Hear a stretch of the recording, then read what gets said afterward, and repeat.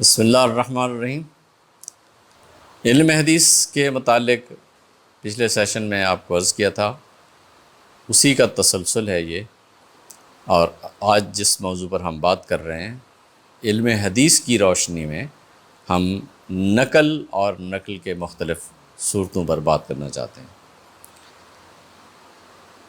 نقل جب ماضی سے کوئی بات حال تک منتقل ہوتی ہے تو اس کے منتقل ہونے میں، اس کو نقل کرنے میں دو طریقے اختیار کیے جاتے ہیں۔ نقل دو طریقے سے ہوتی ہے۔ ایک ہوتی ہے نقل الفرد المشخص عن الفرد المشخص، ایک فرد مشخص، متعین و مشخص، ایک فرد ہے جو دوسرے متعین و مشخص فرد کو ایک بات بتا رہا ہے، اور پورے کے پورے لوگ جتنے بھی وہ اس وقت موجود ہوتے ہیں وہ اس بات کے راوی نہیں ہوتے۔ نقل الفرد المشخص عن الفرد المشخص، ایک فرد مشخص، متعین و مشخص راوی سے متعین و مشخص راوی روایت کرتا ہے۔ مثلا حضرت عبداللہ ابن عمر رضی اللہ تعالی عنہ سے روایت کرتے ہیں سالم، اور سالم سے زہری روایت کرتے ہیں۔ تو عبداللہ ابن عمر جس طرح متعین و مشخص ہیں، اسی طرح سے سالم متعین و مشخص ہیں، اسی طرح سے زہری متعین و مشخص ہیں۔ تو متعین و مشخص راوی سے متعین و مشخص راوی نقل کر رہے ہیں۔ جب فرد واحد سے ایک بات دوسرے فرد تک منتقل ہو، اور اس منتقل کرنے والے فرد کے متعلق بھی ہم جانتے ہوں اور جسے منتقل کیا جا رہا ہے اس کو بھی ہم جانتے ہوں، اسے کہتے ہیں یہ نقل الفرد المشخص عن الفرد المشخص ہے۔ احادیث جتنی بھی ہیں یہ تمام کی تمام نقل الفرد المشخص عن الفرد المشخص ہے۔ ایک متعین و مشخص راوی دوسرے متعین و مشخص راوی کو ایک بات بتاتا ہے، اس سے اگلے متعین و مشخص راوی کو بات بتاتا ہے۔ تو علم حدیث کے تناظر میں اگر دیکھا جائے تو پیغمبر علیہ الصلاۃ والسلام کے بعد، جیسے آپ علیہ الصلاۃ والسلام اس دنیا سے تشریف لے گئے، تو اس کے بعد نقل کا یہ سلسلہ شروع ہوتا ہے جسے سلسلۃ الروات کہا جاتا ہے۔ یہ روایت کا سلسلہ ہے۔ یہ فرض کریں اب حضرت عبداللہ ابن عمر سے شروع ہوتا ہے اور امام بخاری، امام مسلم پر آ کر ختم ہوتا ہے، تو یہ تمام کے تمام جتنے درمیان میں راوی ہوں گے، جتنے لوگ بھی اس کو روایت کر رہے ہیں، یہ تمام کے تمام متعین ہیں اور مشخص ہیں۔ ان میں کوئی شخص بھی غیر متعین نہیں اور مجہول نہیں ہے۔ یہ تمام کے تمام متعین و مشخص راوی۔ جب امام بخاری کے پاس آ جاتے ہیں، امام بخاری اس سے کتاب تیار کرتے ہیں، تو یہاں سے دور تصنیف شروع ہوتا ہے۔ ایک دور ہے جس کے اندر دور روایت ہے، اور اس دور روایت میں صرف فرد واحد سے فرد واحد اور متعین و مشخص راوی دوسرے متعین و مشخص راوی کو نقل کر رہا ہے۔ اور جس وقت اگلا دور شروع ہوتا ہے جس میں کتب کا دور شروع ہو جاتا ہے، تدوین کا دور شروع ہو جاتا ہے، کتابوں کا دور شروع ہو جاتا ہے، تو یہاں آ کر وہ سلسلہ روات ختم ہو جاتا ہے، راویوں کا سلسلہ ختم ہو جاتا ہے، یہاں سے آگے کتاب کا دور شروع ہوتا ہے۔ تو روایت کا ایک طریقہ یا نقل کا ایک طریقہ ہوتا ہے جس سے فرد واحد سے نقل کرتا ہے۔ ہم نہیں جانتے کہ وہ جو فرد واحد روایت کر رہا ہے اس کے علاوہ بھی کسی کو اس کے متعلق معلوم ہے یا نہیں ہے۔ رسول اللہ صلی اللہ علیہ وسلم اور امت کے درمیان حدیث کا راوی صرف 1 2 3 4 5 جتنے بھی ہیں متعین و مشخص ہوتے ہیں۔ امت صرف اس بندے سے یہ سنتی ہے کہ رسول اللہ صلی اللہ علیہ وسلم نے یہ کہا ہے۔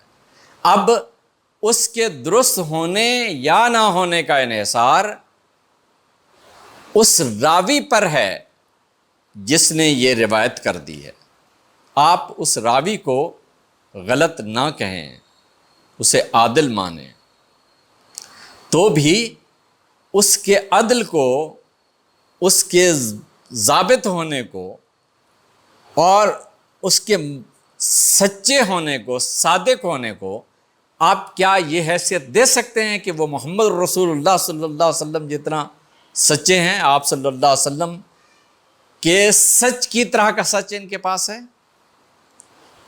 اگر یہ سچ وہی ہے تو اس کا انکار بھی اسی طرح کا کفر ہونا چاہیے جیسے محمد رسول اللہ صلی اللہ علیہ وسلم کا انکار کفر ہے۔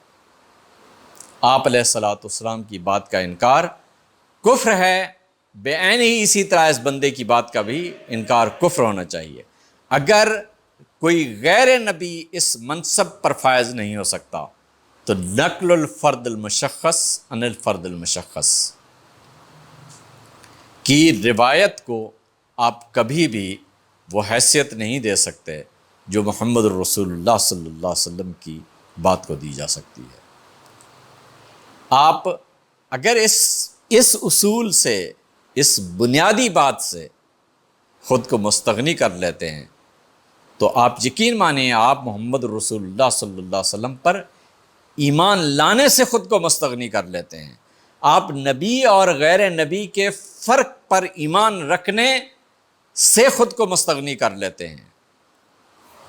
روایت کی نقل کی دوسری صورت ہوتی ہے جسے کہتے ہیں نقل الکافہ عن الکافہ، پورے کے پورے لوگوں کو منتقل کر رہے ہوتے ہیں بات۔ جیسے نماز ہے، 1400 سال میں آج تک کسی بندے کو یہ جرت نہیں ہوئی کہ وہ یہ کہے کہ فجر کے 2 فرض نہیں ہوتے، 3 ہوتے ہیں، نماز پنجگانہ نہیں ہے۔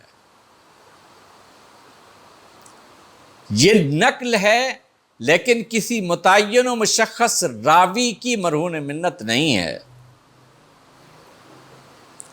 بلکہ اس کے بالکل برعکس بات ہے کہ نقل الفرد المشخص عن الفرد المشخص کا انحصار اس بات پر ہوتا ہے، اس کے قابل اعتبار ہونے کا انحصار اس بات پر ہوتا ہے کہ وہ نقل الکافہ عن الکافہ پر پوری طرح سے ایمان رکھتا ہو، اس پر عمل کرتا ہو۔ اگر کوئی راوی نقل الکافہ عن الکافہ پر ایمان نہیں رکھتا تو وہ کبھی بھی اس قابل نہیں ہوتا کہ آپ اس کی روایت کو قبول کر سکیں۔